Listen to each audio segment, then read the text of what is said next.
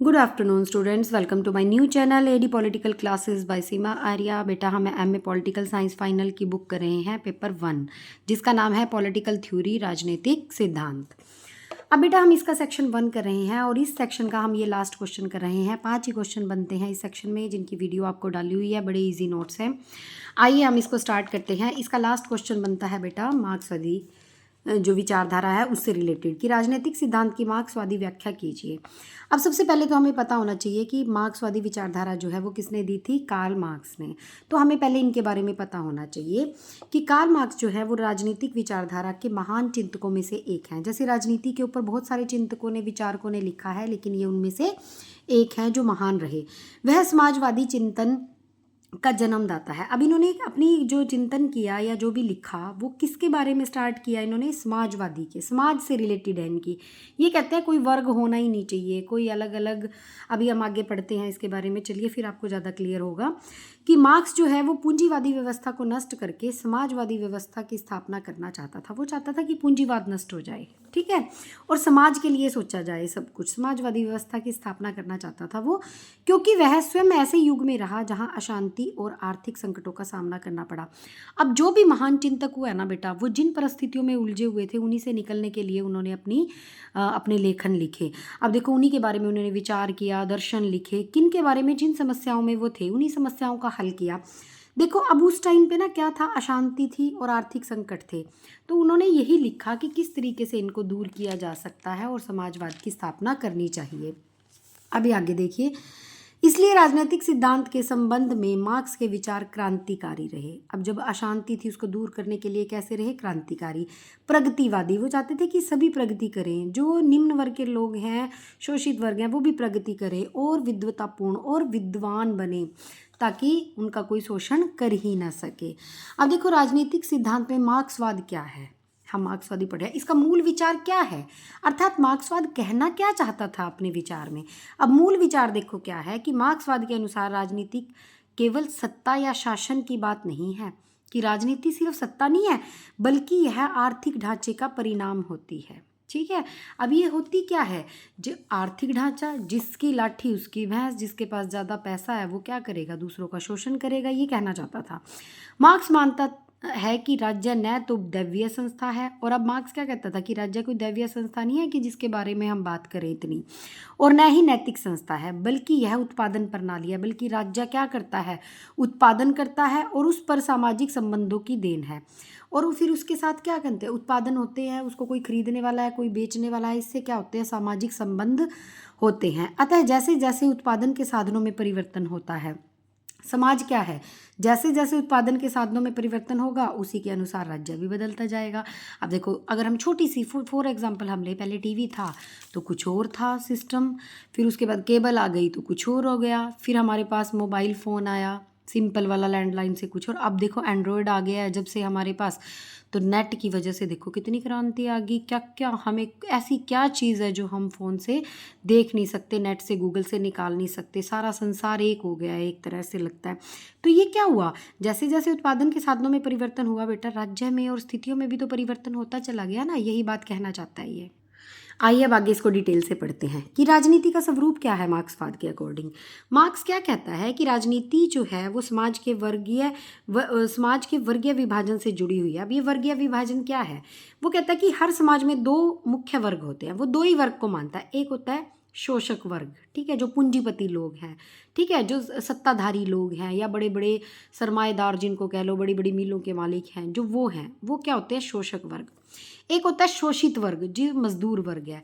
अब वो क्या इन दोनों को मिला के कहता है कि राजनीति जो है ना इन दोनों के बीच सत्ता के संघर्ष का साधन बनती है, कि राजनीति इन दोनों के बीच की ही है, बस एक शोषक वर्ग है और एक शोषित वर्ग है। उसकी परिभाषा ये है मार्क्स की। कार्ल मार्क्स कहते हैं कि जब संपत्ति का जन्म नहीं हुआ था, कि जब संपत्ति थी ही नहीं, ठीक है, लोग ऐसे ही आदिवासियों की तरह घूमते थे। आपने पहले का टाइम सुना होगा, जो वैदिक काल से पहले का भी हुआ था, तब एक वर्गहीन समाज था, न कोई शासक था और न ही शासित था और राजनीति जैसी कोई चीज़ उस टाइम पे नहीं थी। लेकिन जैसे ही संपत्ति की संस्था का उदय हुआ, जैसे ही संपत्ति आने लगी, पहले तो चरागाह में होते थे, इधर से गए उधर बैठ गए, बोया खाया अनाज, फिर उधर से उठे लोग कहीं और चले गए। पहले ऐसे था बेटा, आप पढ़ना पुरानी हड़प्पा संस्कृति के बाद की बातें पढ़ोगे तब आपको पता चलेगा। तो उसके बाद क्या हुआ, कईयों ने क्या किया कि हम नहीं कहीं जाते, अब यहीं पे रहेंगे, अपनी ज़मीन बोएंगे खाएंगे, उन्होंने वो स्टार्ट कर दिया। तो वहाँ से संपत्ति की स्थापना हुई, संस्था की स्थापना हुई। इसके कारण समाज के आर्थिक ढांचे में भी परिवर्तन आ गया और समाज दो वर्गों में उसके बाद बट गया। कैसे? एक स्वामी वर्ग और एक दास।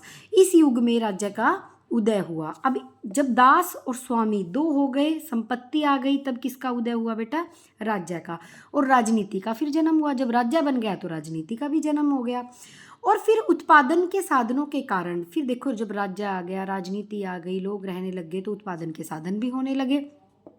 उत्पादन के साधनों के कारण क्या हुआ? पूंजीवादी युग आया, जिसमें पूंजीपति श्रमिकों का शोषण करते हैं।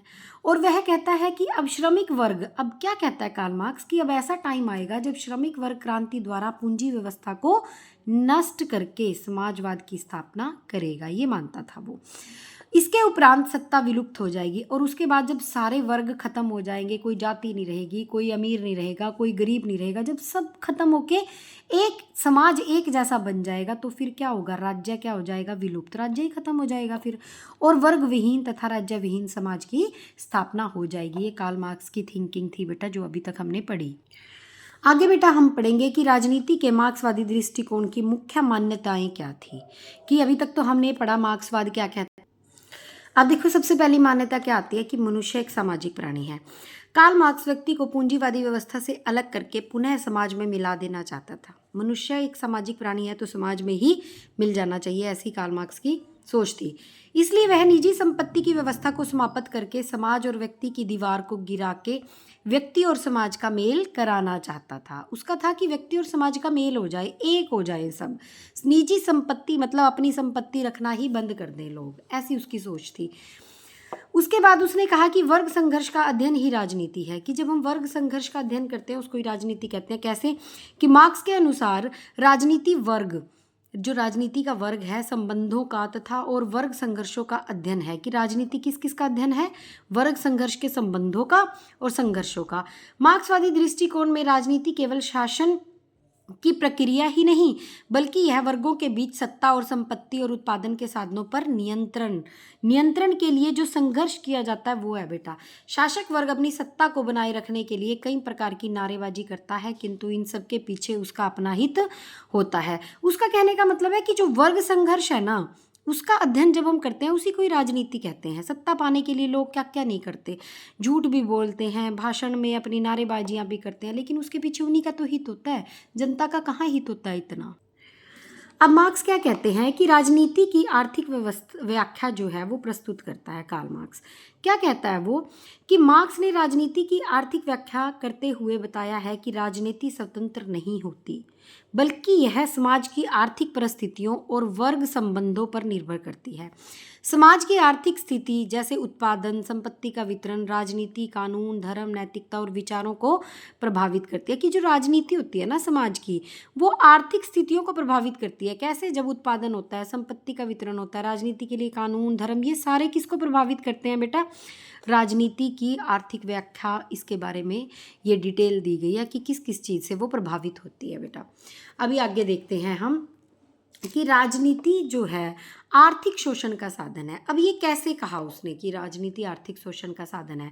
आर्थिक दृष्टि से शक्तिशाली लोग बुद्धिजीवियों को खरीद लेते हैं। आर्थिक दृष्टि से वो क्या करते हैं? बुद्धिजीवियों को खरीद लेंगे। फिर बुद्धिजीवी क्या करेंगे? एक विचार पैदा करेंगे समाज के अंदर। देखो यही कारण है कि उस समाज में प्रतिपादित किए जाने वाले विचार और सिद्धांत उस समाज के आर्थिक दृष्टि से शक्तिशाली वर्ग के हितों की रक्षा करते हैं। अब देखो जब शक्तिशाली बुद्धिजीवी को खरीद लेगा तो बुद्धिजीवी समाज में जो विचार बेटा फैलाएगा उससे किसका लाभ होगा? शक्तिशाली लोगों का ही तो होगा, क्योंकि उन्होंने उनको खरीद रखा है। ठीक है ना बेटा। ऐसे में पूंजीपति अपने हितों की रक्षा के लिए राजनीति का सहारा लेते हैं। तो इसलिए पूंजीपति लोग, आपने भी देखा होगा कि जितने भी बड़े बड़े पूंजीपति लोग हैं ना, वो राजनेताओं से जाके क्या करते हैं, मिल लेते हैं, तो राजनीति का सहारा लेते हैं ताकि उनको जब ज़रूरत पड़े तो ये राजनेता उनके काम आए। जब पूंजीपति लोग या वर्ग अपने स्वार्थों की पूर्ति के लिए राजनीति का प्रयोग करते हैं तो राजनीति क्या बन जाती है, शोषण का एक साधन बन जाती है। बेटा समझ में आई ये बात, कैसे शोषण होता है। उसके बाद कह लो सर्वहारा वर्ग की तानाशाही। सर्वहारा वर्ग होता है मजदूर वर्ग, उस टाइम पे कहते थे इसको। सर्वहारा वर्ग की तानाशाही वह अवस्था होती है, अब ये मानता था कि ऐसा टाइम आएगा, मार्क्स कहता था कि एक ऐसा टाइम आएगा जब ये तानाशाही हो जाएगी मजदूरों की, वो इतने तंग आ जाएंगे जब मजदूर वर्ग सत्ता अपने हाथों में लेकर पूंजीपति वर्ग का शासन समाप्त करता है और वर्गहीन समाज की स्थापना की दिशा में कार्य करता है।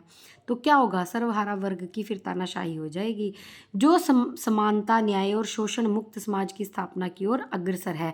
फिर ये पूंजीपति वर्ग जो है पछताएंगे अगर ऐसा हो गया, इसीलिए वो उनको कहता था कि इनका शोषण करना बंद कर दे। आगे इसकी आलोचना भी तो आती है बेटा। उसने तो सिद्धांत दे दिए, मैंने आपको समझा दिया कि कार्ल जो मार्क्स है उसकी विचारधारा क्या थी, उसके कौन कौन से मुख्य बिंदु थे, क्या मान्यताएं थी, ये सब हमने पढ़ लिया। अब आइए आलोचना जानते हैं। मार्क्सवादी राजनीति सिद्धांत की अनेक आधारों पर आलोचना की गई है। जैसे पहला, उसने कहा कि आर्थिक परिस्थितियां ही राजनीति का एक मात्र आधार नहीं है। अब कार्ल मार्क्स क्या कहता है कि सारा कुछ आर्थिक परिस्थितियां हैं, लेकिन हम कहते हैं ये आलोचना है कि नहीं है ऐसा, क्योंकि राजनीति के निर्माण में केवल ये पैसा ही काम नहीं आता, सिर्फ आर्थिक व्यवस्था ही नहीं होती, उसके अंदर देखो व्यक्तिक महत्वाकांक्षाएं, राजनीतिक प्रभाव, धर्म, प्रेम, संस्कृति आदि का भी हाथ होता है। कि जब एक राजनीतिक व्यवस्था आती है तो उसमें सिर्फ पैसे की बात नहीं होती, धर्म, जाति, संस्कृति ये सब भी उसमें शामिल होते हैं। तो एक तरह से तो ये आलोचना होगी, क्योंकि वो तो सिर्फ आधार मानता है आर्थिक व्यवस्था को, और अब आलोचना की जा रही है कि केवल आर्थिक व्यवस्था नहीं है और भी इसके कारण है। अब आगे देखो, समाज में केवल दो ही वर्ग नहीं होते। अब उसने क्या कहा, एक शोषित वर्ग है, एक शासक वर्ग है। अब वो कह रहा है कि ऐसा नहीं है, समाज में धनी वर्ग और निर्धन वर्ग ही नहीं होते बल्कि मध्यम वर्ग भी होता है। इस वर्ग में प्रोफेसर आते हैं, वकील आते हैं, डॉक्टर आते हैं, अध्यापक आदि होते हैं। इसको हम निगलेक्ट थोड़ी ना कर सकते हैं मध्यम वर्ग को, इनकी भी तो वैल्यू है, इनके बारे में तो सोचना चाहिए था आपको, ने तो सिर्फ दो ही बताए। अब पूंजीवादी व्यवस्था में भी जो है मजदूर जो है सुखी रहते हैं। अब इसकी आलोचना एक, वो मार्क्स क्या कहता है कि पूंजीवादी व्यवस्था के कारण मजदूरों का शोषण होता है, लेकिन वो क्या कहता है कि मजदूर सुखी भी हैं। अनेक देशों के में चलते मजदूरों की दशा सुधारने और उनके जीवन को सुखी बनाने के प्रयत्न भी किए गए, उनको हम निगलेक्ट थोड़ी ना कर सकते हैं। अनेक राज्यों ने मजदूरों के लिए उचित मजदूरी रखी, अच्छी कार्य दशाएं रखी और कार्य के निश्चित घंटे भी रखे। ये नहीं है कि उनसे सारा सारा दिन काम लिया, निश्चित घंटे रखे। वह सामाजिक सुरक्षा की व्यवस्था भी की। अब कई देशों में ऐसा भी तो है, तो फिर आप किस आधार पर कह सकते हो कि हमेशा शोषण ही होता है मजदूरों का। ठीक है, आगे वो कहता है कि मार्क्स व्यक्ति के व्यक्तित्व को समाप्त कर देता है। अब मार्क्स का यह सिद्धांत कि व्यक्ति के व्यक्तित्व समाप्त कर देता है, क्योंकि निजी संपत्ति, अगर वो कहता है कि निजी संपत्ति नहीं रखनी, अब अगर मुझे कोई कह दे कि आप निजी संपत्ति नहीं रख सकते तो क्यों मेहनत करूंगा भाई, मैं क्यों अपना दिमाग लड़ाऊंगा इतना ज़्यादा। मैं तो ये सोचूंगा ना, कार्ल मार्क्स को तो ये सोचना चाहिए, मैं तो ये सोचूंगी कि ठीक है भाई, जब निजी संपत्ति रखनी नहीं है तो इतनी ज़्यादा मेहनत करने की क्या ज़रूरत है। तो इससे क्या होगा बेटा कि निजी संपत्ति की समाप्ति व्यक्ति के लिए बाधा उत्पन्न कर देगी, उसके काम करने का उत्साह खत्म कर देगी और प्रेरणा पैदा नहीं कर सकेंगे वो। तो ये इतना बड़ा नुकसान होगा। अब अगर हमें होता है कि हम कमाएं, हम गाड़ी खरीदें, हम घर खरीदें, हम उन्नति करें, तभी तो हम मेहनत करते हैं ना। अगर यही नहीं होगा तो क्यों मेहनत करेंगे हम। आगे चलिए, शक्ति प्राप्त करने का साधन केवल आर्थिक तत्व नहीं है। अब मार्क्स कहता है कि शक्ति प्राप्त करने का सिर्फ तत्व क्या होता है, आर्थिक, पैसा। यह विचार ठीक नहीं है कि जिसके पास आर्थिक शक्ति होती है, राजनीति सत्ता प्राप्त करने के केवल आर्थिक साधन नहीं होते। क्यों नहीं होते, अब देखो इसका एग्जाम्पल कि प्राचीन काल में भारत में तो ब्राह्मणों का राज हुआ, उनके पास क्या इतना पैसा था, उस टाइम नहीं था। और मध्यकालीन यूरोप में पोप ने भी बिना आर्थिक साधनों के ही सत्ता प्राप्त की थी। भारत में ने ब्राह्मणों में जो सत्ता प्राप्त की और पोप ने जो यूरोप में मध्यकालीन युग में जो सत्ता प्राप्त की तो वो पैसों के आधार पर नहीं थी बेटा। अब आगे देखिए निष्कर्ष क्या होता है। निष्कर्ष को तो आप कितना मर्जी बड़ा बना सकते हो, पीछे से जितनी भी लाइनें उठा सकते हो, जो भी आपने क्वेश्चन में लिखा है उसको समझ के कि हाँ ये होता है, मार्क्सवाद ये कहता है, जितना मर्जी बड़ा बना लो।